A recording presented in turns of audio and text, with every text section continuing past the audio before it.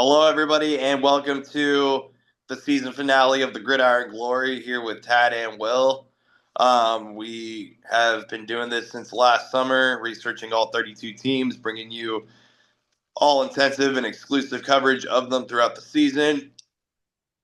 Just got done recapping the Super Bowl between the Eagles and the Chiefs. The Philadelphia Eagles emerged Super Bowl champions this year. Tad, when we were talking about all 32 teams, we certainly did predict the Eagles to be one of those teams that had a really delicate, great position to win the Super Bowl there. Obviously, coming out of the NFC, you had teams like San Francisco, you had teams like Detroit. Obviously, we knew what happened with Detroit there. Probably the biggest shock coming out of the NFC was Detroit in terms of how their season happened, and then obviously San Francisco too. We anticipated that San Francisco would be there on the NFC side of things, but nonetheless, we knew that Philadelphia was probably going to have a chance to get back there, so they did. And then on the AFC, it's like, yeah, Chiefs, Ravens, Bills, pretty much the same bunch of teams there. The Bengals, we kind of expected the Bengals to be there as Yeah, well. The Bengals are just such a weird story every year in the AFC. So I certainly would like to believe that Joe Burrow on that side of things makes a way to get back there. Joe Burrow, obviously, overall for the season, probably the best quarterback in the league on paper. Um, Unfortunately, missed the playoffs. So the Bengals got some things to figure out there. Um, Tad, obviously the storyline going forward was, can any of these teams bring down the Chiefs? Can you slay the dragon? You mentioned it before. And yeah, finally, here we have a team that did slay the dragon, the Philadelphia Eagles. So just really exciting to see what this rejoices for the fans going forward into next season. Really exciting to see, now that it's seen possible that this Chiefs dynasty can be challenged. So, do you have teams like Detroit that go out there and try to contend and compete for it again next year? A lot of question marks there, like with Dan Campbell. And, if they can bring back that same squad off of a lot of injuries and whatnot. Um, Obviously, I would expect the Eagles to be right back into, next year. yeah, AFC side of things, we know that Lamar and Josh Allen, they really want their ring. So does Joe Burrow. Um,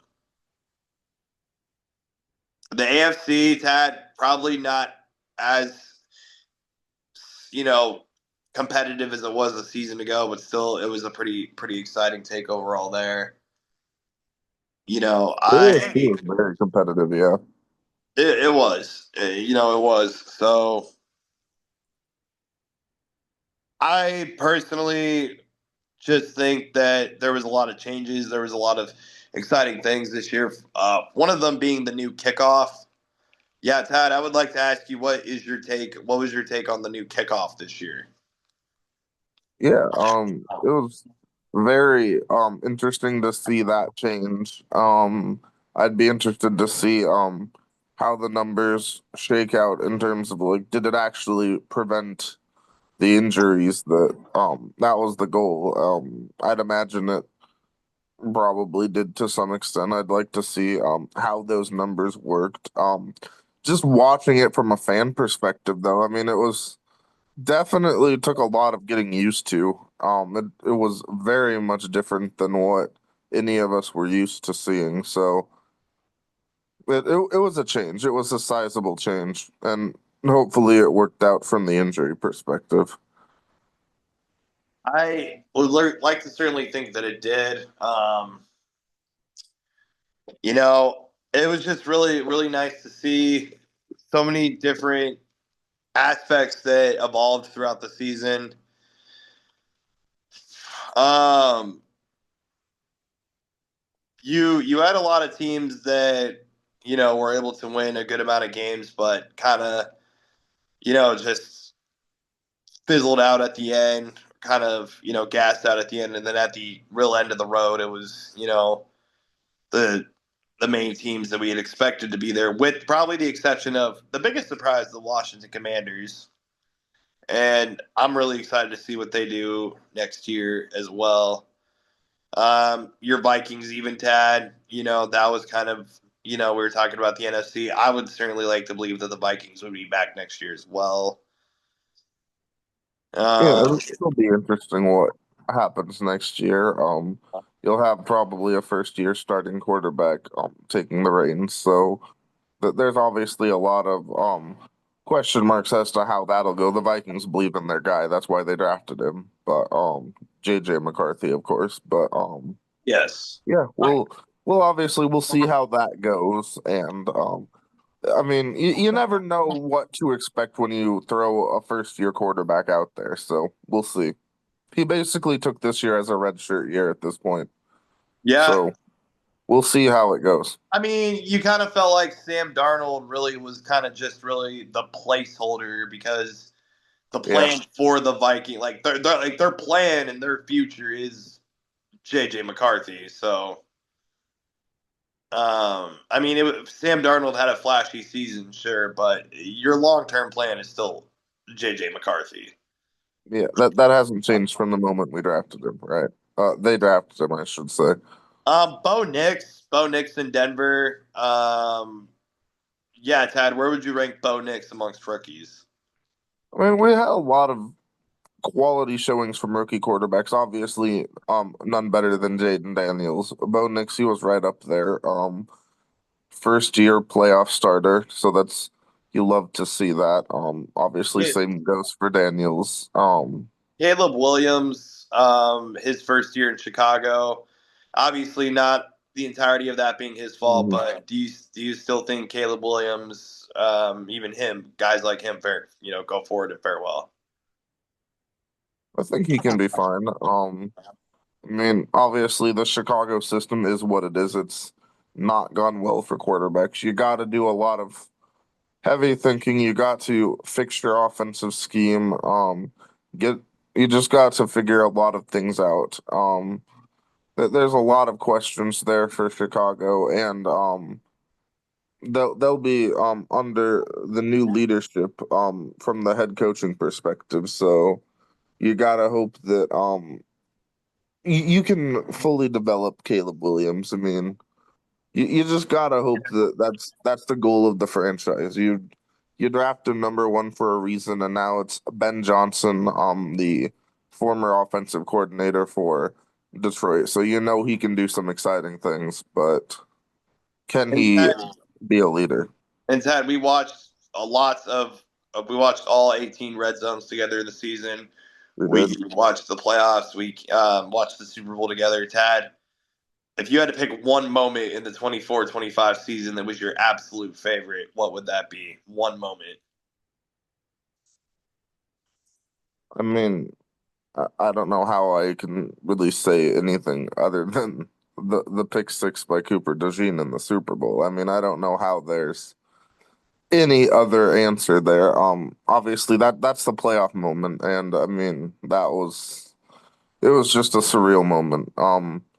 We discussed it very heavily in our um Super Bowl recap episode. Be sure to check that one out as well. But it was just such a special moment for everyone watching. And I'd like to ask you the same question. For me, it came down to two different moments. It was pretty close. I wanted to say originally the Jaden Daniels Hail Mary against Yeah, Chicago on the literally the last play of the game where he beats the Bears. Tyreek Stevenson. Rumor has it he's still wondering where his man is at this moment. He's still still waving at wondering. the fans. Um, yeah, Yeah. but really, Ted, I know that it wasn't like a super big play in the game or anything like that, but it's just something that you simply could not teach. Something that, I mean, you see this moment and you're just like, what just happened? What did I just see? And that would have to be the 360 spin hurdle in air reverse by Saquon Barkley against the My, Jaguars. that was a special moment as well. Might I have the opportunity to share another secondary moment that Yeah. came back to me? Again, also not a big moment. The game had already been decided. Last game of the season. Game week 18. Tampa, Florida was the sight to see.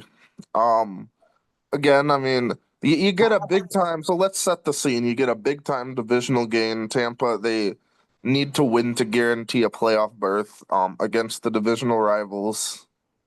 Um, you take the lead, you get the ball back, you can run the clock out at the end of the game. You can take a knee, but you need to get your leading receiver. You need to get him 5 yards to get 1,000 yards for the season, and they make it work for Mike Evans. They run another play, and he Yes. gets the 1,000 yard season to continue that streak for every year of his career.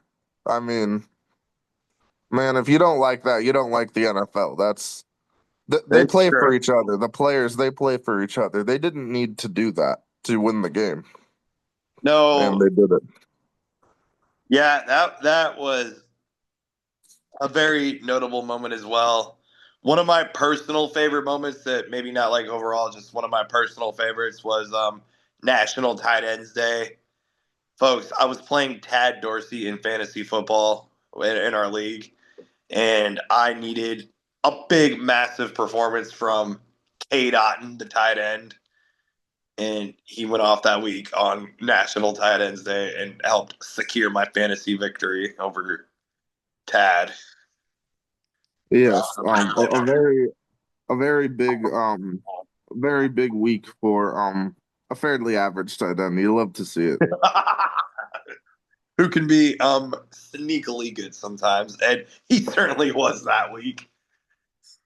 I do have one more question I'd like to pose to you regarding the NFL season, Yeah. and this is a special question, so pay it special attention. What was your favorite bit for the NFL season? Um, what do you mean by that exactly? Just like a bit, like in terms of like what we do for the NFL. What was your favorite running joke type thing, basically? I would probably have to say, hmm, that's a good one. But if I'm really thinking about it, I would probably have to say whenever Terry McLaurin would make a big play, and I'd mention that he's a top 10 wide receiver one in the league, and you would then come back and say borderline maybe top 10. I was definitely thinking of the Terry McLaurin situation when I asked the question. So yeah, he had a great season. Though I will say another bit that was a personal favorite of mine was Nick Westbrook Akine. That little 3 4 to like 2 3 weeks where he like played like where he would like have big touchdowns and like we would just hype up Nick Westbrook Akine. What a vibe. I mean, it's been a great season, a lot of great stories, a lot of great bits. Of course the Don't forget about weeks 1 through 3 Rashi Rice. oh yeah. Of course Probably one the of the greatest NFL players in history. Weeks 1 through 3 Rashi Rice. and you gotta love the season long running bit with the average game manager quarterback that is Brock Purdy, the quarterback for San Francisco. Yeah, Very, yes, the quarterback who, folks, in case you don't recall, won an NFC championship, went to a Super Bowl. Um, yeah, and I would say before this Super Bowl, Tad wishes an Iowa guy had a moment like that, but now I can't say no, that. definitely not. Um, yeah, so as far as goats from the state of Iowa, Cooper DeJean now outranks Brock Purdy amongst goats from Iowa. You'll love to see it. Another great bit there. Yeah, so and then there was also I think there was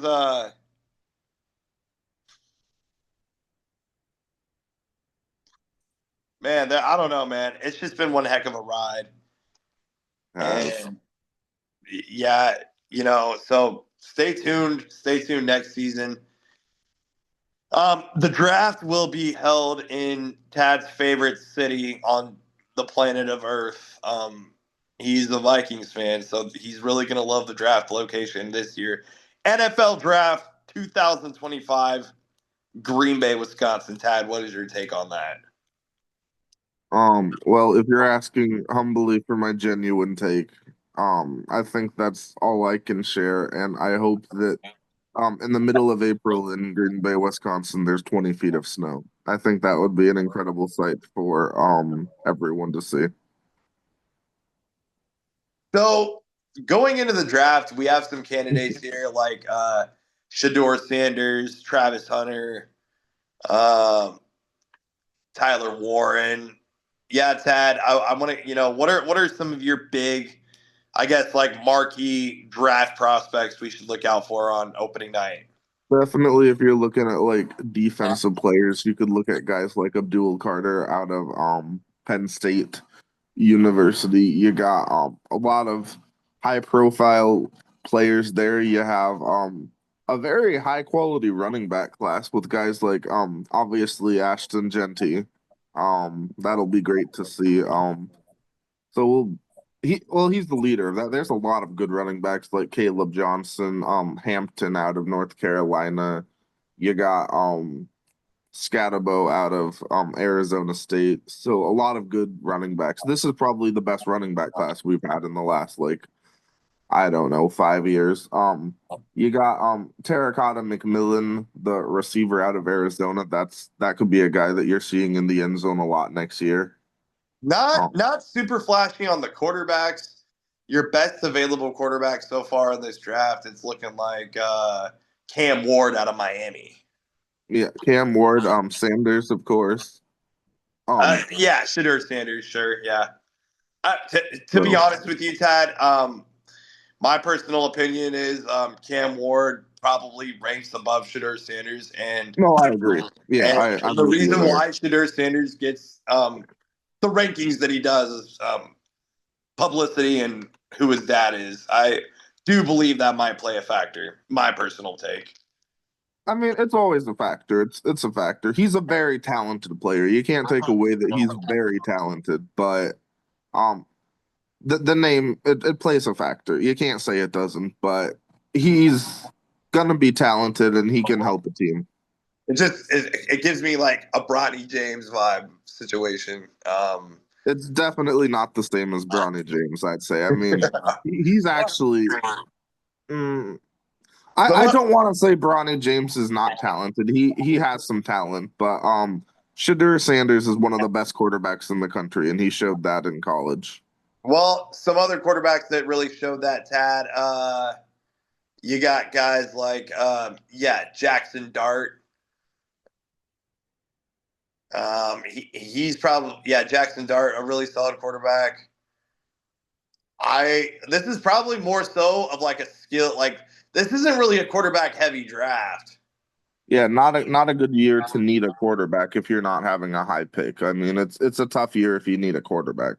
There's not really a lot of franchise guys that are right there. I mean, after like you said, after the top two, there's a lot of questions about who would be there.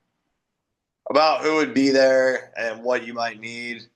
I mean, obviously, you could probably go for some quarterbacks like in the later rounds.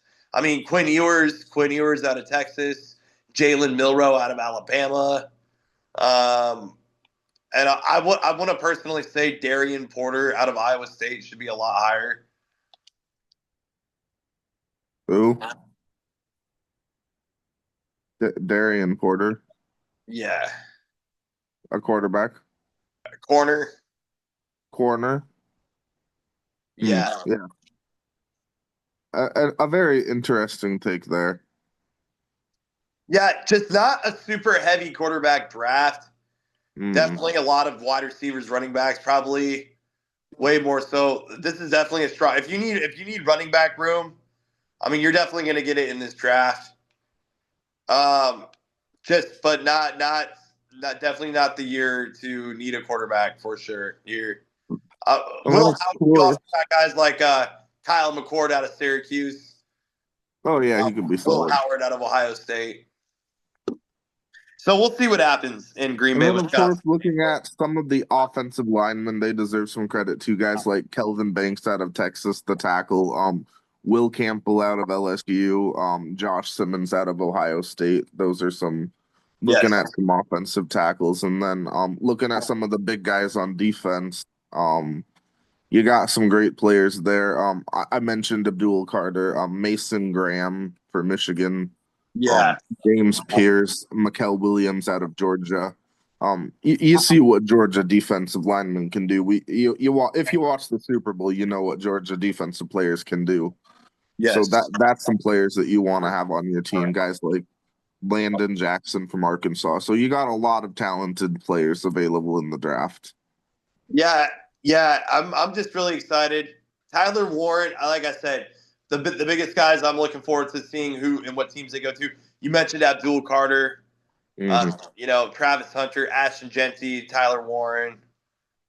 I mean, even guys to the likes of Josh Simmons. Like, what team does he end up on? Yeah. Um, yeah, Jalen Walker. Yeah. I mean, you want guys like that for sure. Even Mike Green out of Marshall. Hmm. Uh, he's pretty. I've seen some clips on him. He's pretty talented there at that position, being an edge rusher. I mean, same with Nick Scorton out of Texas A&M. So, yeah, Tad, just a lot of exciting things. Yeah. Definitely not a quarterback heavy draft that we're going to Hmm. see in April, but we will be following.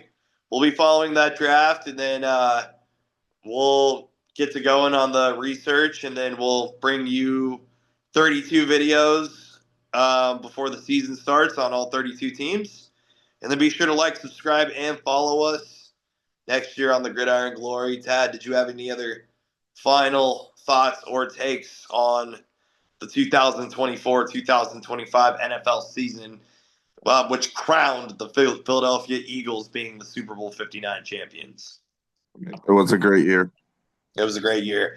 Yeah, hopefully we have different teams that are not the Chiefs winning some more of these things going forward. Be sure to like, subscribe, and follow. This has been Tad and Will. Um, Join us next fall, and we'll bring you some more football.